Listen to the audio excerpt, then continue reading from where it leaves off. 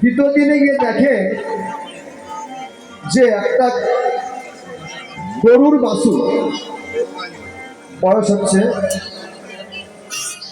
8 মাস বা 9 মাস।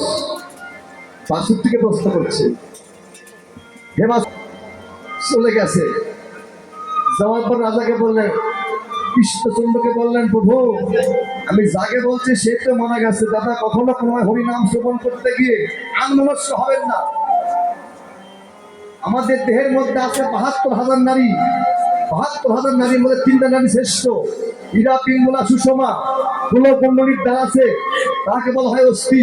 সীতাকে দাহ করতে গেলে সবকিছু পুড়ে যাবে, ওই জিনিস পুড়বে না। কিন্তু আকারে ইঙ্গিতে বললাম, হরিনাম শ্রবণ করতে গেলে নিজের সত্তা হারিয়ে ফেলবে।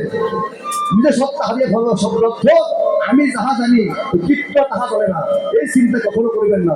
বিশ্বকবি রবীন্দ্রনাথ ঠাকুর বলেছে, আমার মাথা নত করে দাও, তোমার চরণ ধুলাত করে সকল শূন্য করে ডুবাও চোখের জলে।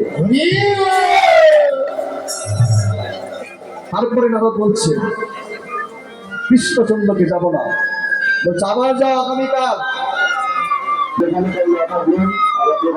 দ্বিতীয় দিনে চলে গেলেন রাজসভায়। চিন্তা করতেছে আরো চালাক মানুষ তো, রাজাকে আমি যাকে বললাম সেই তো মারা গেল।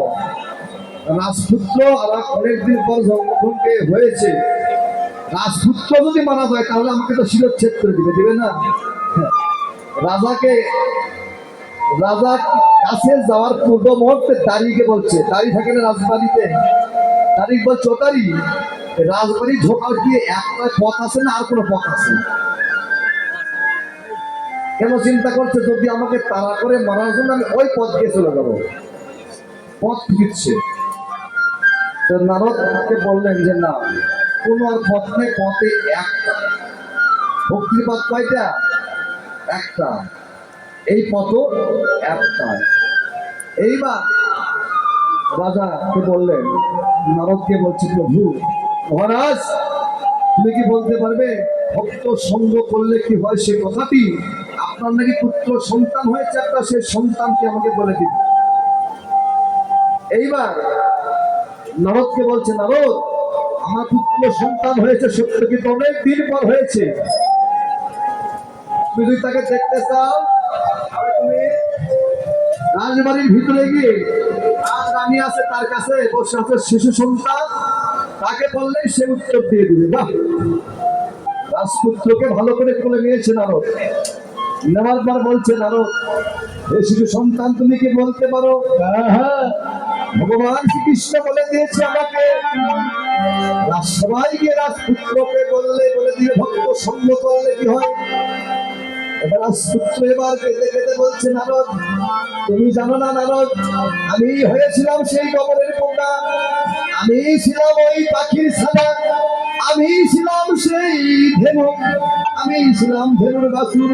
কৃষ্ণ নাম শ্রবণ করলে, ভক্ত সঙ্গ করলে যা কি হয় জানো না নারদ? যদিও অনাচার অবিচারী ব্যভিচারী হয়, দুরাচার হয় জানো না নারদ? ভক্ত সঙ্গ করলে পর জন্মে তার আর মানব কুলে যেন জন্ম হয় রে,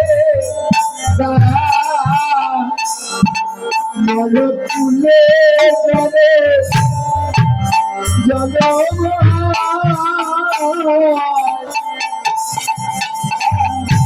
মানব কুলে যাবে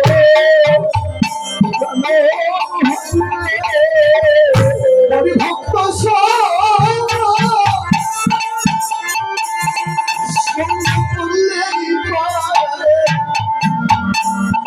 মানব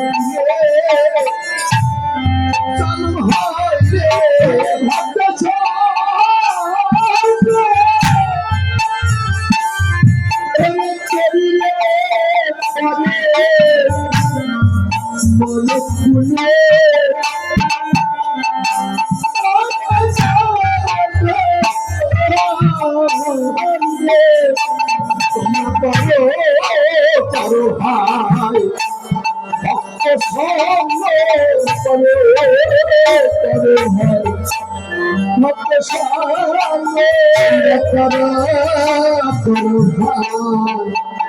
ভক্ত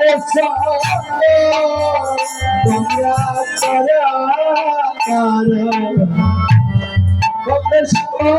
করা